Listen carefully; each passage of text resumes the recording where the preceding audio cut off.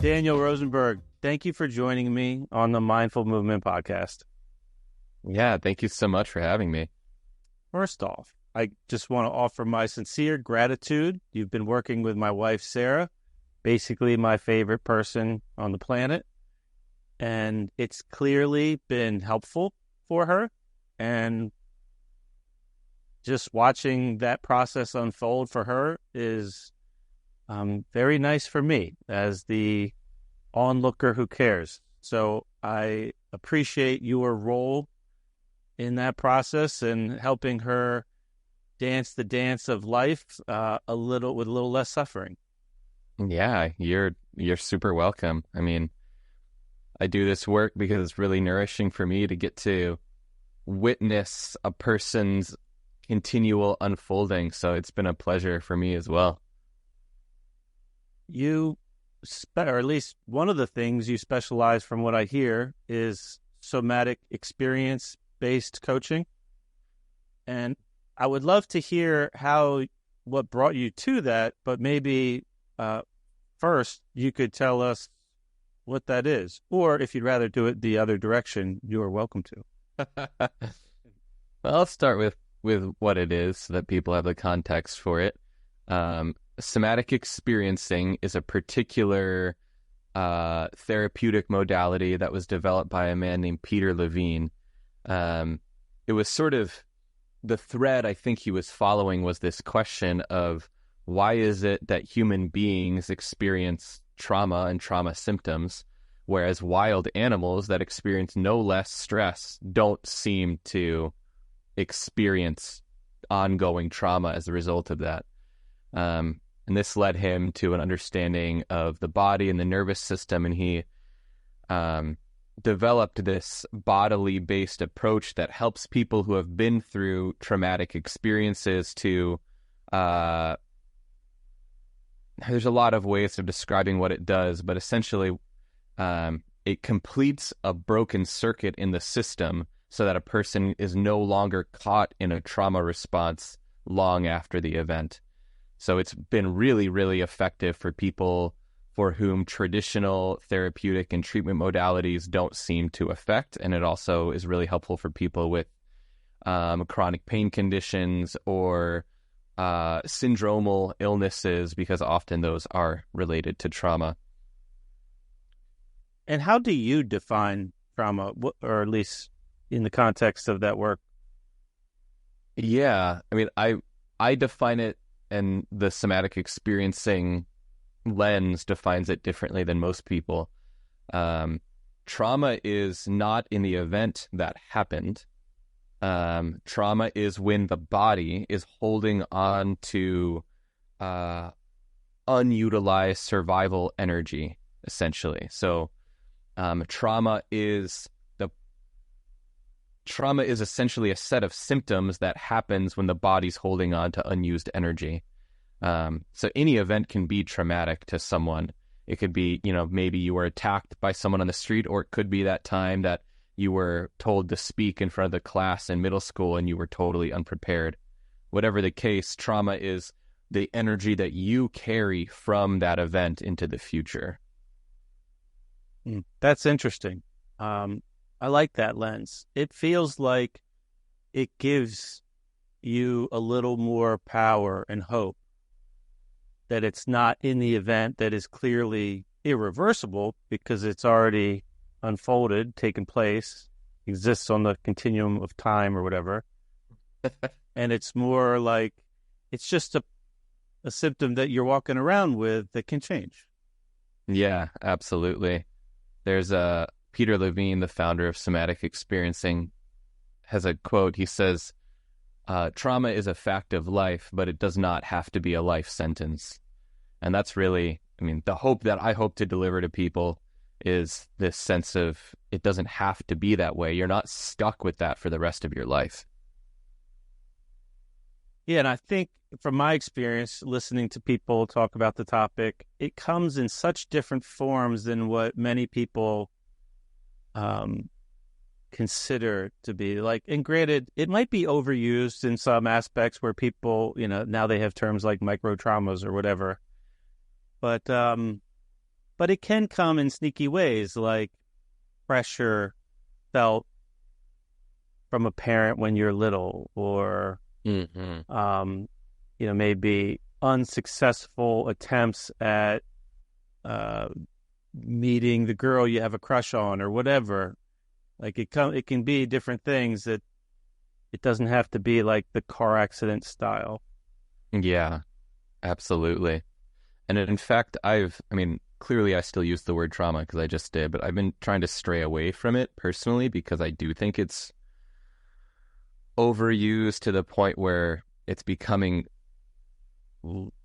less valuable or descriptive of a word. And so more and more what I think of is presence and nervous system regulation. Another way of saying, the definition of trauma is anything that prevents you from being present in this moment right now. It could be unresolved emotional things from the past. It could be like every time you're in this room where this thing happened, you're like part of you is back in that event rather than in the present moment of what's happening here and now. Right. Now, some people would say that I'm. Go ahead. Some people would say that I'm including things that are not really trauma, but I don't really care, because when it comes to supporting a person through somatic experiencing to find greater presence, it doesn't matter if it's trauma or something else. Like anything that prevents someone from being present, that's what we can heal. Yeah, that's interesting, because I guess if you're stuck in it, or some part of you is stuck in it, you're like stuck in that past event and you're not present, or not fully present. Yeah. It's interesting, the question that you said Peter Levine pondered, this, like comparing us to the other animals in the kingdom, how we're different. And I've heard it reference like, the animal that gets chased and then once it gets away, shakes it off. It's like shaking the Etch-a-Sketch almost and starting over. So we have this unique ability as humans to bottle things up and carry them around for months, years, decades, whatever, and it eats you alive. Yeah. It's not just humans, though, actually, because the one little nuance is that it's wild animals that don't experience ongoing trauma. Domesticated animals, on the other hand, and like most people know this, like a dog that's been beaten, they absolutely experience trauma. And yeah, we screwed it up to them. A curious thread for me to, that I continue to ponder, but what it appears to be for me is like, we who live in like civilization, who are domesticated in some way, we do this thing, and it's not just the humans, but also the dogs and the cats and the horses and the cows do this thing where we control our behavior rather than allowing instinct to move us. And a lot of what I'm doing in my session with clients is just like really holding a space that invites spontaneity and like the kind of free expression where a person might be surprised by their own, what comes out of them, whether that's trembling or crying or something else, because that's really the healing. It's not about the trauma. It's about, are we allowing our nervous system to express itself authentically or not? And to whatever extent we're not, the nervous system will try to assert itself over our will, and that's what we will call trauma, because it's going to do that in situations where we wish it wasn't. That's interesting. So in some way, because we're basically zoo animals, like we've created the domestication of ourselves, we've put these restrictions that essentially have layers of cultural, societal pressures that we put on ourselves to not let ourselves be authentic in that way and express whatever is, the deep down feeling, which makes you wonder, if you go back far enough, was there a transition where we did, like, at what point were we essentially wild, and then became unwild.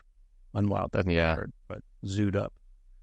I feel like that's I mean, if you look at the stories and mythologies and folk tales of like pretty much all major traditions, all places and all times, they all talk about this process of forgetting and this process of like getting further away from our natural state.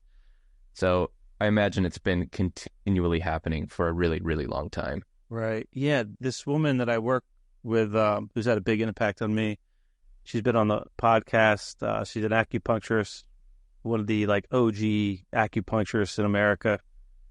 Diane Connolly, she said, it's like I remember seeing her when I was not feeling well. And part of that was probably, unprocessed stuff. And she would say something along the lines of like, it's like first we forget that we're well, like deep down, but then we make a commitment to forgetting. Like you commit to the forgetting, and you have to practice remembering, essentially. Yeah. Somatic, the word somatic refers to like the body on some level, like the physical body. So this refers to the idea of like the body keeps a score, like it's just kind of held, whatever's unprocessed is held somehow, somewhere. Yeah, totally. Yeah, the the soma, I mean, as at least the way I hold it, is like not just the body, but like the sensate body, like the body that feels. Um, and an interesting thing about the body, as they say, is that the body doesn't differentiate between past, present, and future. The mind does that, but the body, like everything is right here, right now. So when we have something unresolved in our body, the body isn't like, oh, that's something that happened in the past and that's over. It's like, as long as that energy is still in the body, it's happening right now. And you can see that with people who are severely traumatized. Like they are in a state of like immense tension at all times, even if they know intellectually that they're safe. And that's why somatic experiencing is a somatic based approach. We approach from the body, approaching sensations, approaching emotions. Not What does that look like? Basically just quieting the mind and the body and creating stillness, and then a guidance to allow for whatever to arise, like whatever's being felt, so that someone could express what they're feeling. Yeah. The joke that I make to people is that all I really do is listen to people talk for an hour and then frequently interrupt them and ask them what they're feeling in their body. So I'll do this thing where someone will be like sharing a story about something that happened to them, which we love to do, of course. And then I'll like, almost always I have to cut in and I'll be, hey, sorry if we just pause for a moment. And I'm just curious, like, what do you feel in your body right now? And then they might say like, oh, well, actually I'm noticing that my heart rate's elevated and my fists are clenched and I feel a heat in my face. And I'll be like, all right, can we just pause and just be with that for a moment? Let's drop the story and just feel what you're feeling and notice if anything else wants to happen. And sometimes that, like, those sensations will just like fade over time. Sometimes they'll like increase when attention comes to them. Sometimes they'll be like, actually, now I'm having this image come to me of this, someone recently was like this beast, and it actually just wants to push on things. And then I might invite them to like literally push on their desk or whatever. And at that point, basically, we're in the process of listening to what the body says and just taking the lead from that. That's interesting. And then they just come out of the other end with some relief of some sort.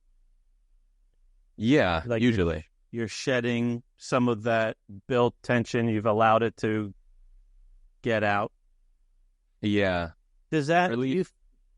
are there times where like that's a one and done thing, where there's an event that somebody's holding stuff from, and it could be 20 years held, and they have this experience where they could make space for it to come up, notice it, give it whatever attention, listen to it, and then it kind of gets out, dissipated, whatever, from the body to the ether or whatever, and then it's just like, okay, that traumatic event is taken care of now? Or is it like it takes a bunch of nudges and you and then it finally, the fifth or sixth try, it like the boulder rolls down the hill or something? Yeah, I would say yes to both in a way. What you're describing, this like when it comes to like one acute traumatic event, it is theoretically possible that you just come in for like one session and we just work through that. We would call that the magic session. But that's quite uncommon because the way I perceive what I'm doing, actually, like the primary work that I'm doing is not about, it's not about that trauma. It's not about healing that. It's actually about teaching a person or helping a person have a different relationship with their embodied experience, which is one of trust and surrender. And that relationship is something that has to be developed over time. If someone is like, has total willingness to just let their body move through things, even if it's extremely intense and uncomfortable, then yeah, we could like talk about that time that you were held at gunpoint and just like work through that in a single 15-minute session. But probably you're coming to me because you're like, you don't totally trust your body's intelligence and your body's wisdom. And we all live in a culture where we're actually in implicit and explicit ways taught to not trust our body and to taught to relate with our instinctual animal intelligence through a relationship of control and domination. And so it takes a lot of time to begin to have a different experience of the body and begin to have the experience of, oh, when I allow this thing to happen that I don't understand and that maybe frightens me a little bit, I actually feel not only relief, but also empowerment on the other side. And that relationship over time is what's going to create the conditions that that magic session can actually happen. Gotcha. Daniel, can you elaborate on what you just referenced about we are not necessarily, like, we're taught or trained to do the opposite, to like not trust or not listen? What did you mean by that? Like the societal pressures or... Well, one of the things that comes to mind is like, it's public school. I went to public school. And I'm now in a point in my life where if I have to like sit in a classroom for like even like 2 or 3 hours, it's extraordinarily difficult for me. And it astounds me that as a child, I was both willing and able to sit in a desk for like 6 hours a day. I assure you, no child wants, like no animal body of a child wants to be doing that, but they're taught that that's what they're expected to do. And if they have any impulse to do otherwise, if they're going to not get scolded by the teacher, sent to the principal's office, they have to repress those impulses. And the people who aren't good at doing that are medicated, usually, or they're sent to some other place. I think that's one of those things that one day we will collectively look back and say, we got that one wrong. Yeah. I hope. I certainly hope so. I mean, it's really, and I do think it's changing. I worked in a middle school for a brief period, I don't know, a year or two ago. And, I mean, it's really striking to me just how often, the teachers and the principal were, without knowing it, asking the child or telling the child to deny their impulses. And like, from my lens of like recognizing the ongoing impact of that, it was really, really hard to witness. But what I found, I was there for like many, many months before this like even was possible, is that ultimately when I began to share like my knowledge and where I was coming from and how I was seeing what was happening, those teachers were like, whoa, can you please share this with us? Because the teachers are, many of them, really desperate because they don't know either how to manage the situations and manage these behaviors, and they feel overwhelmed in their own nervous systems as well. So I think that we are going to see a change, and hopefully soon.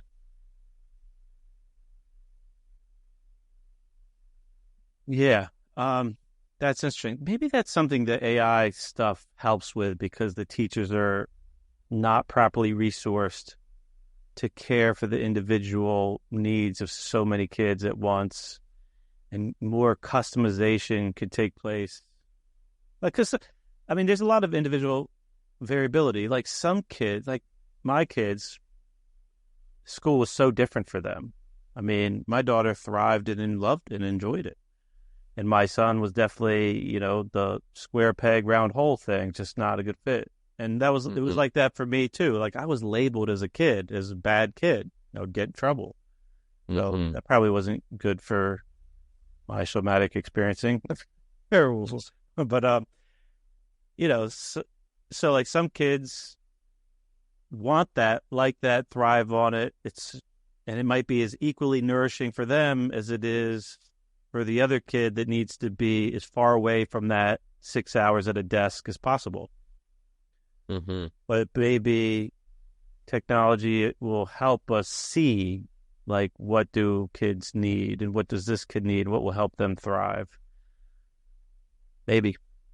Maybe more eyes and ears to be able to pay more attention because the teachers are probably overwhelmed and not properly resourced, especially the public school system where it's generally just the sheer numbers, like how many kids that one adult is in charge of.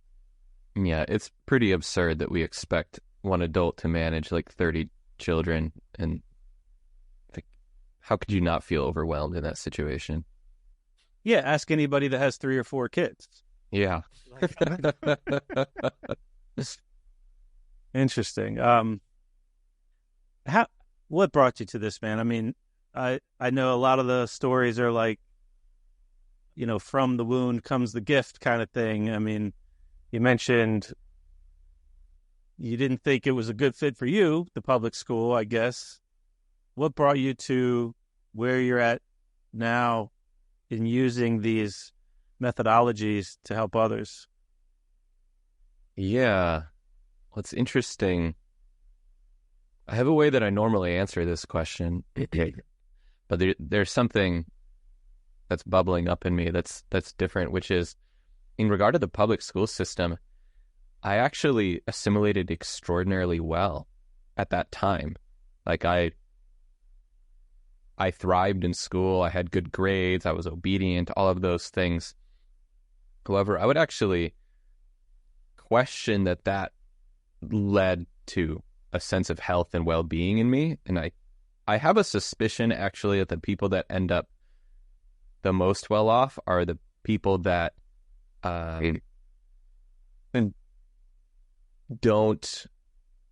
have the experience that I had, where like I was really, really good at controlling myself and staying in that desk. And so I was really alienated from my like embodied experience. Whereas the kids that were like, going to the principal's office frequently because they couldn't stay at their desk or wouldn't stay at their desk, I suspected those people actually remained more connected to their somatic experience than I did. But I had to find my way back to it, which was a circuitous route for me. Most people who do somatic experiencing do it because, like you said, like they experienced some trauma, they healed the trauma with the modality, and now they want to help others. My arriving at somatic experiencing was almost entirely strategic, and it was because of activism. I've been quite obsessed for,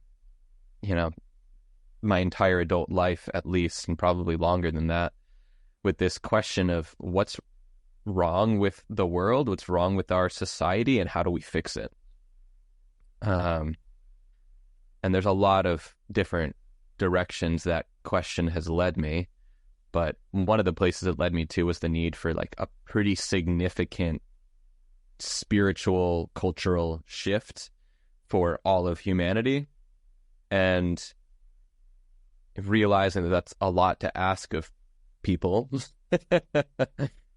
I began to think, okay, like what would it take for that to be possible? And one of the first things I came upon is, well, in order to step into something new, we need to let go of the past.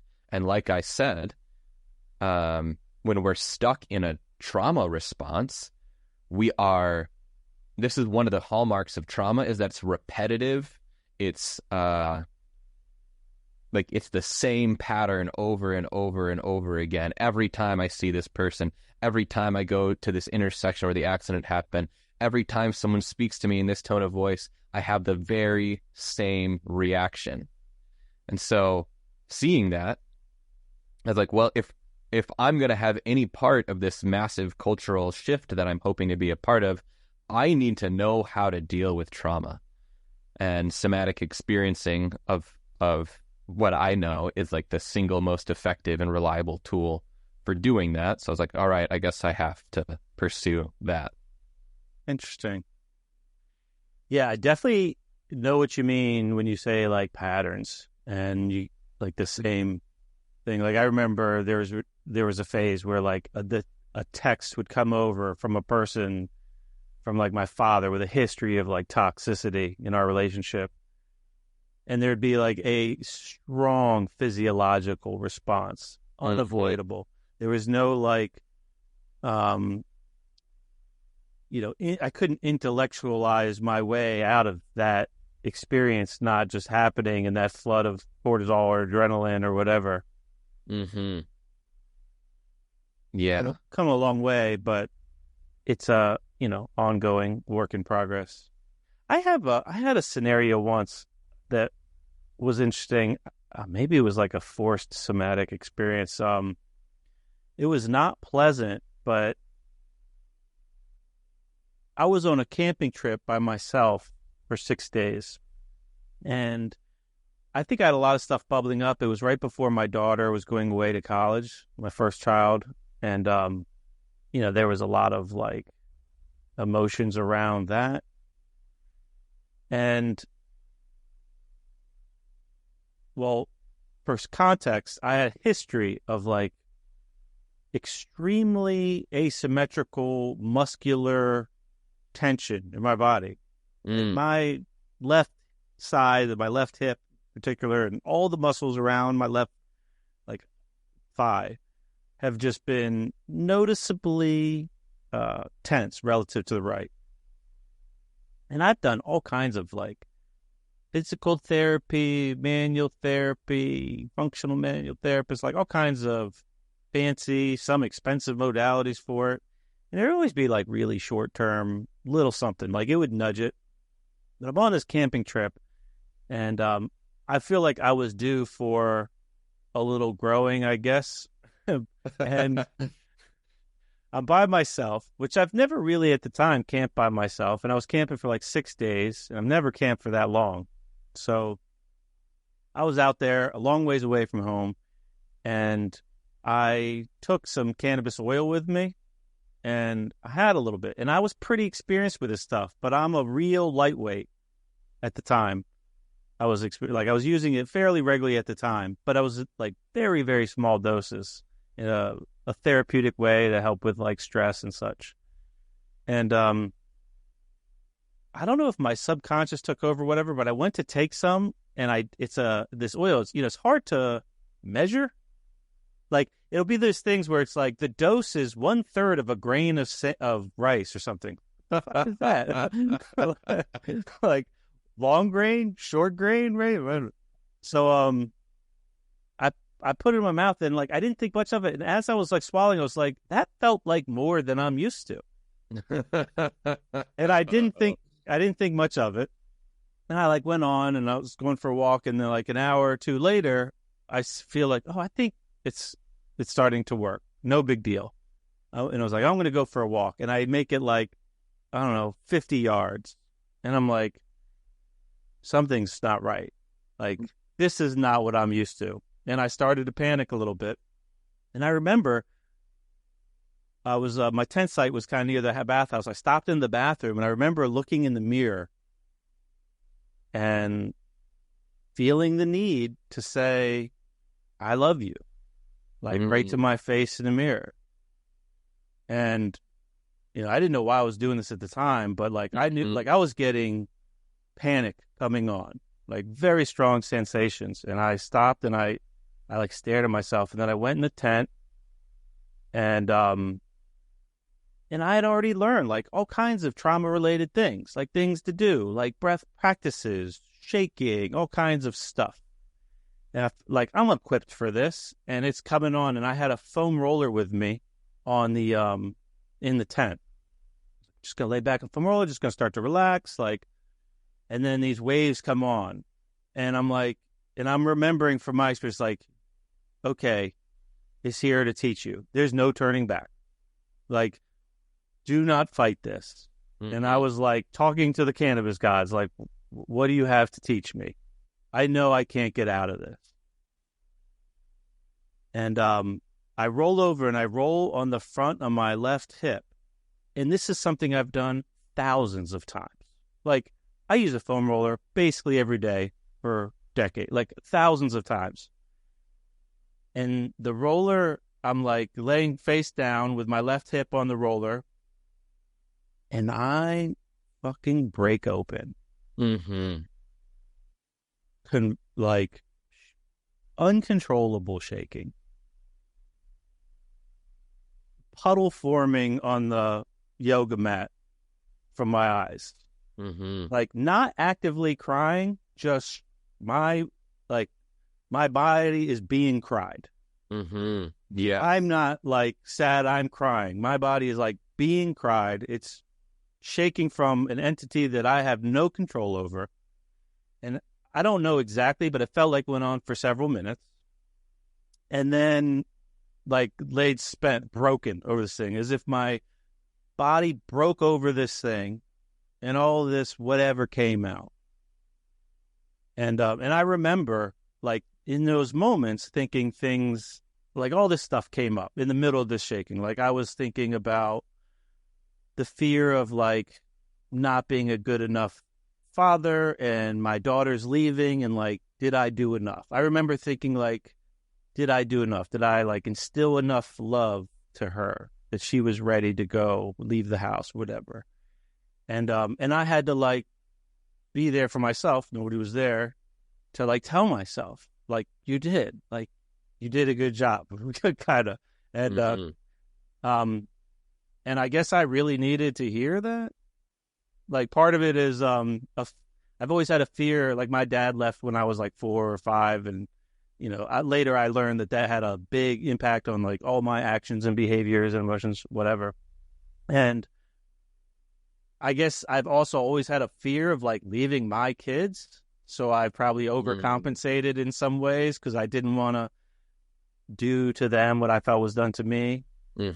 And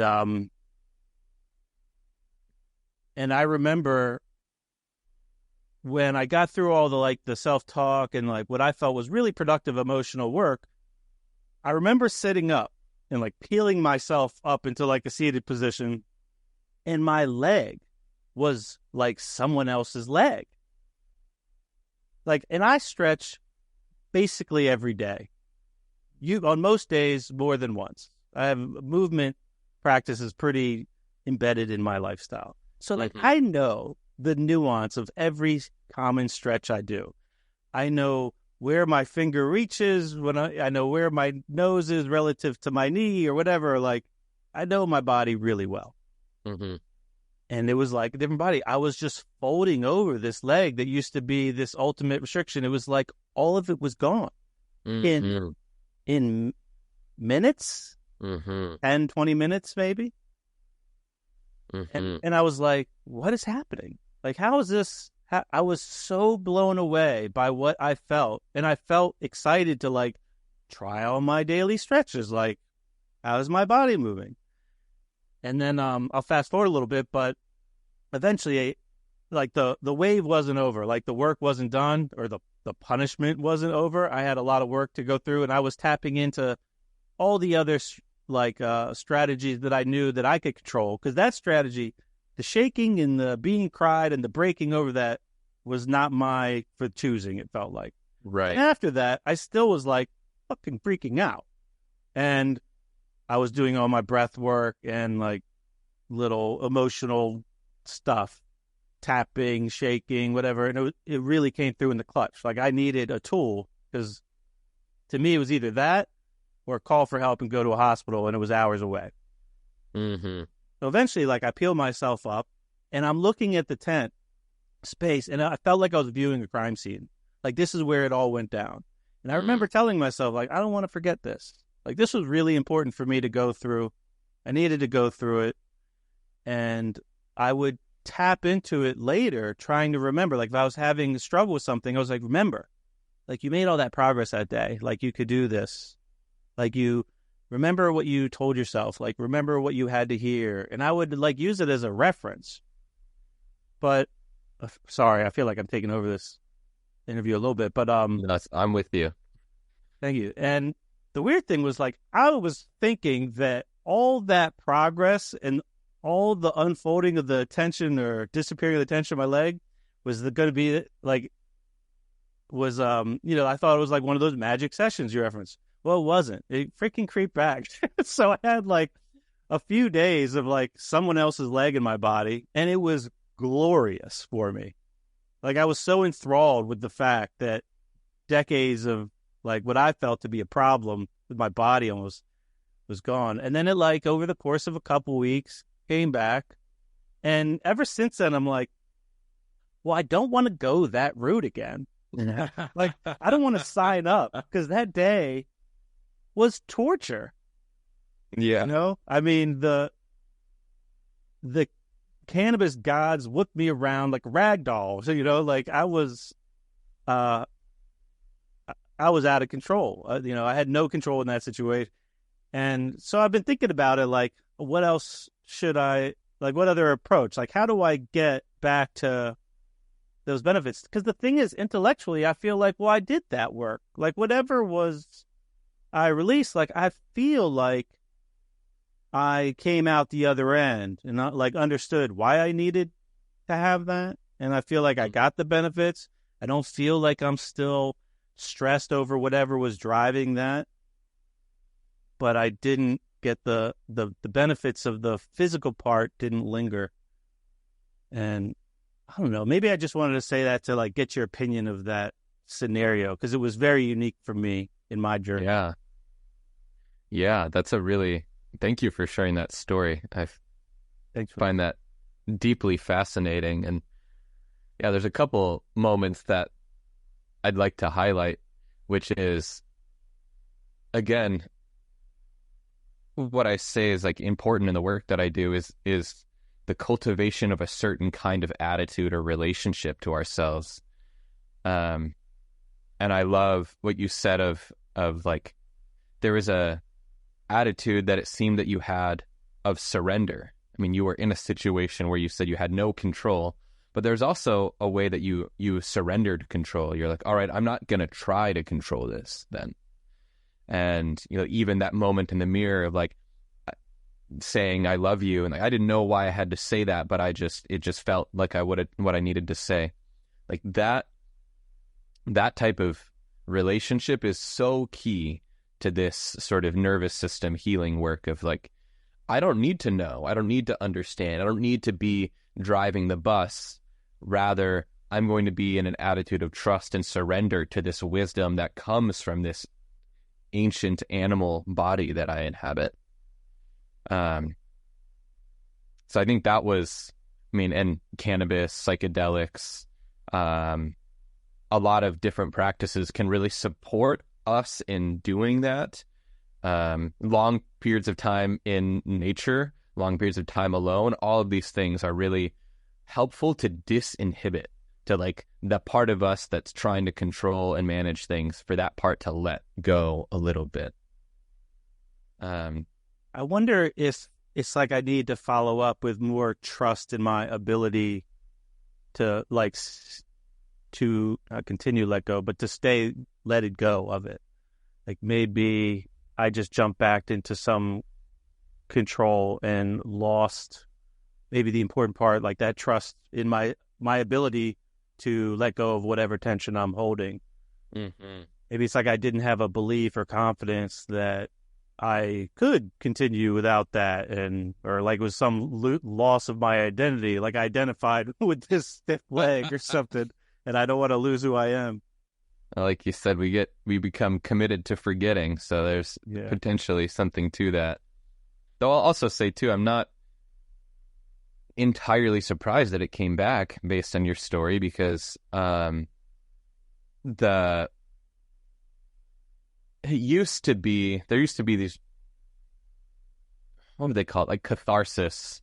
They would do a lot of catharsis type of like healing sessions. Like a whole group might come together in a room, and like 40 people in a room were just like letting it out as big and as loud as they possibly can, releasing emotions, crying, kicking, screaming.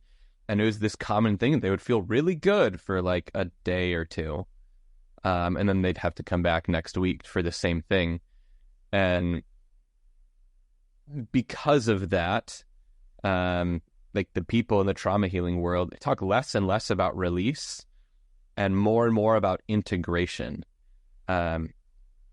There's like whatever is happening in your hip, some part of you is putting a lot of energy into holding that, like the gripping, the tension. And there's the releasing of those muscles, but the energy that's currently going toward the holding of the tension, where does that energy go? If that life force isn't then reintegrated into your like larger system, then it's just going to go back to the thing it knows how to do, because it has to do something. And so that's interesting. And that's something it's trying to do. It's trying to protect you or help you survive in some way. Absolutely. And so the like what we would do if you and I were working together is like we would probably continue to be like really exploratory with what's happening there, but not in the big explosive way that happened where like, you know, you were out there for a long time, you took a substance that like really dropped your inhibitions in a way that you yourself wouldn't have chosen.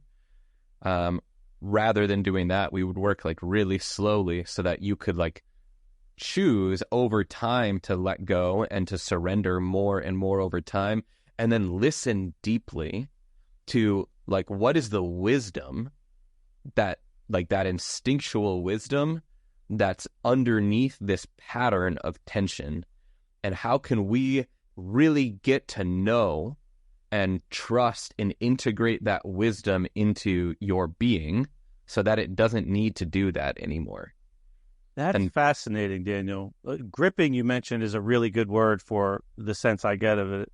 There's something else you mentioned that was interesting when you like that light. You said like that life force, like it's requiring, that is a source of energy, or it's requiring energy. Like that tension is literally using up some of your life force, prana, chi, whatever, and what you're trying to redirect that in a way that serves you,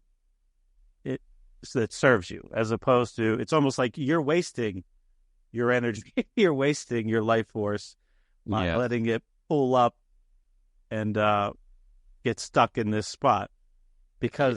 So it's like I broke through, but because there was no integration and repurposing of that, it just goes to what it knows, which is set up shop in my left leg. Yeah. And also whatever choices you are making unconsciously, like, or habits that like you're unconsciously doing, those actually didn't get changed. You just had a momentary experience of those habits being like pushed out the window, but you didn't unravel those. You didn't change those like mental habitual patterns. And whatever this life force is actually wanting to do, it's your inhibition or your lack of trust in that's preventing it from doing what it actually wants to do. So that's the real work, as far as I'm concerned, is like that work of like, which has to be, at least the only way I know, is like slow and gentle and with like deep compassion that then allows like, oh, now I see that there's this thing that I'm doing. I'm not willing to feel X. And so when that feeling starts to come up, I block it out, and now the energy gets trapped in that place. And there's ways that like different areas of our body tend to carry different kinds of like emotional or even like meaning is like carried in different areas of the body. Really? You mean that are like tendencies across different people? Yes. Oh yeah, Could you definitely. give some examples of that? That's interesting. Yeah, I mean, some very like simple examples that I think most people know is like anger, for example, like is often experienced like shoulders, arms, fists, chest. Like that's like really common when someone comes in with anger. Like that's where it's happening. Or a lot of people who have trouble voicing, like expressing themselves in the world, they end up with a lot of tension in their jaw. They're like literally holding their words back. People often carry a sense of shame, like it's somewhere in the center of the chest. And there's a lot of nuance to this. Like a lot of people have like really, really thoroughly mapped these things out. I haven't done that because honestly, these are just patterns that I've noticed because I don't really need to know where things are stored because I'm just like, what's your body saying? Let's listen, because your body knows. I don't need to know. You don't need to know. Yeah. Your body knows. Yeah, that's an interesting idea, though. I remember learning that like everything has its own frequency and such, and even emotions will have frequencies. I wonder if there's any link between a particular like frequency of an emotion and like the frequency of that organ system or part of the body or meridian or chakra or whatever that leads sensations. Yeah, it'd be interesting to see that map. I want to respect your time. And there's one other thing I wanted to ask you about. When I was looking at your website a little bit, there was something that stood out. Mythos somatic coaching. Could you touch a little bit on what that's referring to, Daniel? That's not something I think I've ever seen before. Yeah, you probably haven't, because I'm the only person that I know of who is offering Mythos somatic coaching. You Google it, you will find me and only me. There you go. Pioneer. Yeah, and as I've been working with people doing somatic experiencing, what I've found more and more fascinates me is what I love about trauma is like it becomes really obvious in the case of trauma that there is a deeper intelligence that is moving us, because it's irrefutable. Like that moment in the tent, like you could not deny that you were being cried, that you weren't crying, that you were being cried. There was something larger, a larger life force that was moving through your body. And that's not true only in the case of trauma. That's actually true all the time. I mean, literally breath. Like if you try not to breathe, like you will not succeed because you are being breathed. And what I've found is like through this process of guiding people, like there's that deep wisdom, that deep intelligence that comes from this animal intelligence instinct. It is, I mean, I really approach it with awe. And I think that it's not separate. It's not different for us human beings as it is for example, the monarch butterfly. The monarch butterfly, I don't know if you know this, it has a migratory pattern that goes from like all over the United States and a little bit into Canada. down to like this, like Southern California, Mexico. That's a seasonal migratory pattern. So all the monarch butterflies, not all of them, but like there's specific places where many, many monarchs gather for reproduction in the winter in Southern California or Mexico. And then they scatter from there and fly all over the United States, all the way up to like New York and back. But the interesting thing is it takes 3 generations of monarch butterfly to do this whole pattern. So the monarch butterfly that returns to this mating place in Mexico has never been there. Its parent had never been there. It's been 3 generations. And all 3 of those generations were caterpillars that then turned to soup inside a chrysalis before becoming a butterfly. So how does this butterfly know how to get back to that place in Mexico? How does the salmon know how to get back to the headwaters of its ancestral birthplace? These are like deep, fascinating, mysterious questions, and I won't pretend to have the answer to, but there does seem to be something like deeper than knowledge that is guiding these creatures. And we too are being guided in that way.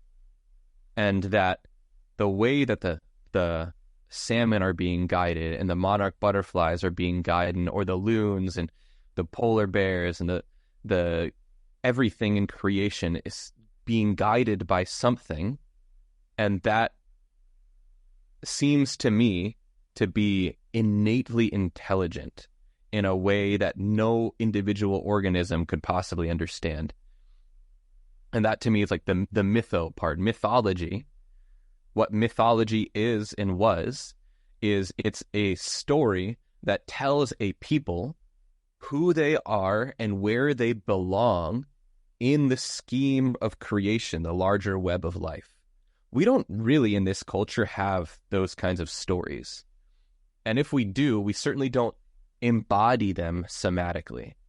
But what I have found in, both in my personal journey, conversations with others, work with clients, is that like larger story that organizes everything in creation already is trying to live through us.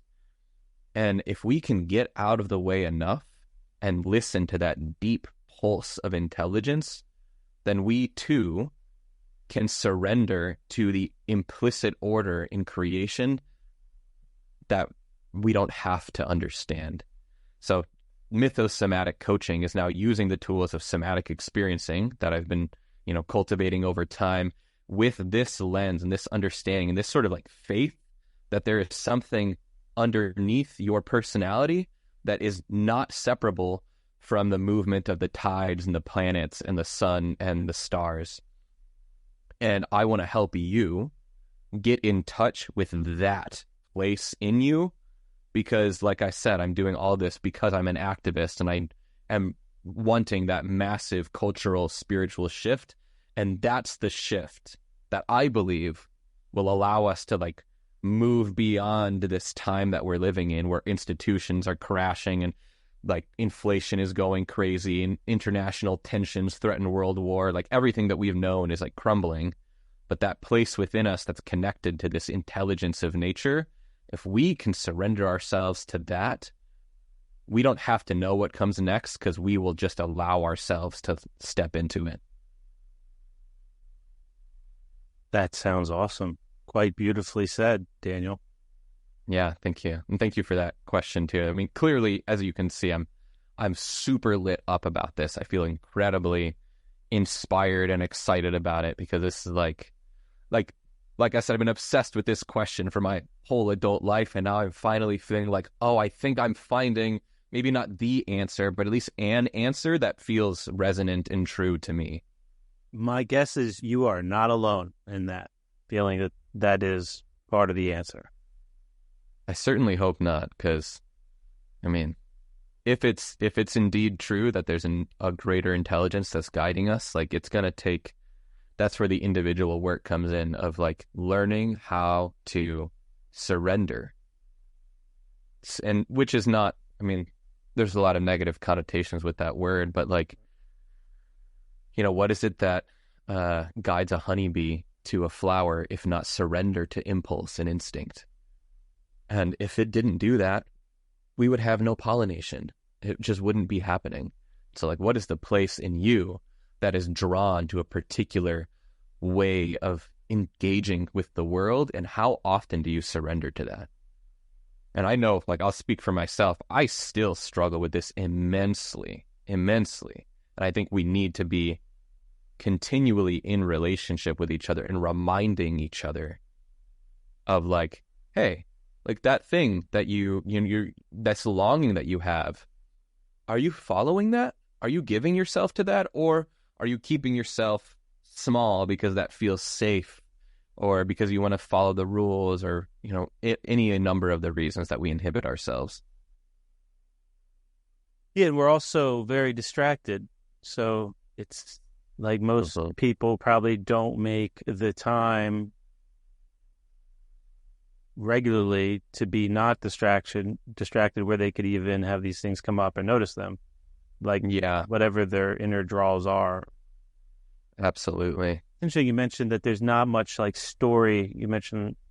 And I mean, from what I understand, it's just on a population level, there's been a big shift like away from like the more common traditional religions, and they relied on story a lot. So like younger generations growing up now don't have this. So like you're presenting a framework that could be viewed as like a version of religion, like a collection of stories that people use as like a scaffolding to make sense of shit. So like there's like some direction and purpose in not just their life, but in the existence of the whole thing. And that draw of the honeybee to the flower matters, and you're a part of that same thing.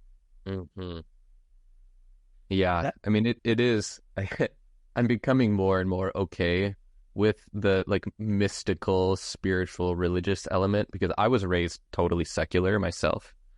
And yeah, I mean, I have a lot of criticisms of religion, certainly mainstream religion, but I mean, it lives in me in like the same place that I think religion lives in other people. It's like, it's a cosmic worldview. Yeah, sure. You mentioned you still struggle. Can I ask you about last question? I assure you. Like, with what you know, how do you approach for yourself? Like, do you have things in your daily or weekly routines that are like your essentially like your exercise for your emotional, like your exercise routines for your emotional or spiritual self? Oh yeah, I have many. What are some of your favorites, like that your anchors, staples? I write down my dreams. Like when I wake up in the morning, the first thing I do is I write down what I dreamt about the night before. And I've been doing that every day now for like, I don't know, probably 7 years. I have like boxes of dreams that I've written down. I have an altar in my bedroom with like, things that are meaningful to me. And I sit at that altar every morning and every evening, sometimes in like traditional meditation, but often of just like listening to like just what arises, what bubbles up in me. And then like I find for myself, I think I'm not alone in this. I loved your story about like going and camping for 6 days. I'm actually going out this weekend for 4 nights of a solo trip, like having solitary time in wild places is so crucial for me. Like if I'm not doing that, then I get caught up in my own ideas of what I should be doing, and like it's maddening. It's when I go out there that I can really let go of that and just like be a vessel. And then finally, and I think this is like, I'm realizing more and more the importance of this. I have a mentor. Like I have a person that I talk to at least once a month who is like tracking me. I've been working with her for like 5 years, and she's tracking me in this in this quest of like deepening into my unique place of belonging in the larger web of life, and having another human being with whom I can share those stories with, who understands, who will reflect back to me parts of my story that I might have even forgotten. That's like a touchstone, because it seems to me like the ultimate goal, at least as I imagine it today, is for me to like embody what's coming through to me in my dreams in my relationship with other human beings and the human world. And that's where it's most difficult. So having another human who's like, I see you, I support that version of you, and I want to help that version of you like be here among us, that's super, super key. And I could go on. There's other things too, but that's it. That's fantastic. Man, you're so passionate. It's very inspiring, and you're very articulate in your ability to express these ideas. It's nice to hear. Thank you. It's really enjoyable. Your website, wildsoulcoaching.com. Did I say that right? It's Wild Soul Counseling. Counseling, I'm sorry. Wildsoulcounseling.com. You offer, I think you mentioned, bi-monthly online offerings that are donation-based. Yeah, I mean, I have a few offerings. I mean, I do work one-on-one with people. So anyone who's interested in like that sort of like surrendering to the deeper life force that moves you, having a person in your life to reflect that back to you. Like I'm running a promotion right now. I think I have 3 more openings for people. If they sign up, then our first session's free. And at the end of 10 sessions, I will co-create a ceremony with them where they can ceremonially step into, in an embodied way, whatever it is that's coming through them through our time together. Oh, that's cool. And for the listeners, I know I alluded to earlier, but Daniel has been working with Sarah, my wife, for a while now, and it seems to be a really productive process. So she speaks very highly of the work you do. And I mean, it just resonates off you, man. Like the passion's coming out. I'm sure it's a fantastic process for anybody to go through. Thank you. Anything else you'd like to add before we wrap this up? Yeah, and then the other thing for people who, you know, maybe are not in a place where they're wanting to do one-on-one work with someone, I'm also offering, I'm calling them journeys to the deep imaginal well. The idea being like this place that dreams come from, that myth comes from, that our deepest longings come from, like that deep imaginal well. That we can actually, that's a real place, and that we can go there. And so I've been trained to facilitate these deep imaginal journeys, and it's something that I'm offering online just as a community offering. I don't know how frequent they're going to be. I think they're going to be like every other week or like once a month at least. And it's, you know, donation based. So if you're like intrigued by any of this, but you're like, I'm not sure what any of that even means, come to that. And that's a way to like dip your toe in and get to have like a first little taste. And that info will be on my website as well. Sounds great. All right, people, go taste. Daniel, thank you very much for joining me on the podcast. I really enjoyed this conversation. I appreciate your listening when I got carried away on my own story a little bit. Thanks for letting yourself get carried away. Yeah, lost track of time there a little bit, but I appreciate you being there for me, and hopefully I didn't bore the listeners out there with that. But for the listeners, always grateful for you listening. If you feel like you know someone that would enjoy this conversation, please share it. I hope everybody out there has a great day. Thanks again.